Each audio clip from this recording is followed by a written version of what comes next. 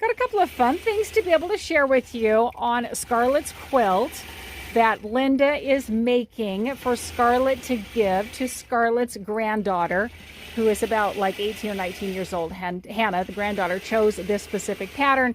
Linda is making it, so it's kind of going around and around.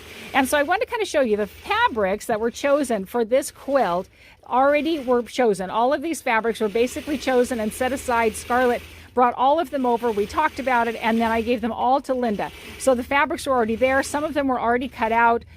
Scarlett had already made a couple of the blocks, but again, the fabric was already chosen and ready to go. And interestingly enough, I've had this same style of fabric on a couple of other quilts, and the clients that bring those over have the exact same issue, concern, and I will say complaint, and that is that this particular fabric is amazingly fray-y.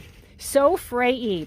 In fact, I'll turn it over here before I get done with this section and show you the back side of the front of the quilt, and I'll see if we can see some of that fraying back here. Just all of this. Linda said she went through and trimmed and trimmed and trimmed, and you can just see it's just fraying everywhere, and she really worked hard at it. This may not look terrible to you, but she did show me how she had worked so hard and still it was fraying like crazy. And I've had that same complaint from other clients using this same style of fabric. And the other thing that I wanted to show you, so if you have this kind of fraying fabric, then you may want to just be very, very aware on your seams and on all of your prep work. Let me show you over here on this side as well. Let's lift up this one and you can see.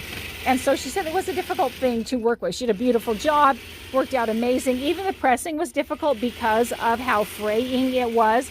And I wanted to show you, like even right here, I've got this big piece that keeps fraying out all over. So something that Linda chose to do was take a little stay stitch all the way around. So even though this actually has full borders and you wouldn't normally need to do stay stitching, because of how fray-y the fabric is, she made a decision to go all the way around with that stay stitch to just kind of keep things in line a little bit.